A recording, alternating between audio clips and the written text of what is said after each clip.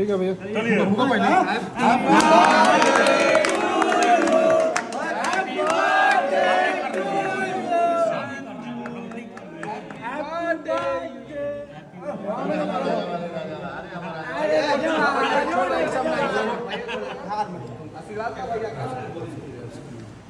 चलिए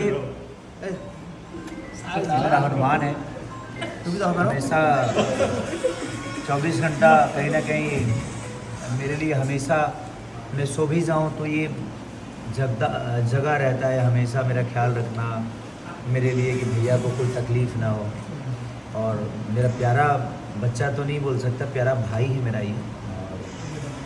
और ऐसे लोग बहुत कम मिलते हैं जीवन में जो आपके लिए सोचते हैं, अपने लिए नींद खराब करते हैं। हो सकता है कि ऐसे प्यार की बदौलत ही खेसारी लाल यादव यहाँ तक पहुँचा है। और मेरे जीवन में मुझे लगता है कि मेरे लोगों की बहुत अहमियत है, जिन्होंने मेरे लिए अपनी नींद खराब की है, मेरे लिए अपने परिवार को त्याग किया और मेरे लिए सोचा है। और मेरी जनता जो सिर्फ मुझे प्यार करती है, चुम्मा चुम्मा देता हूँ।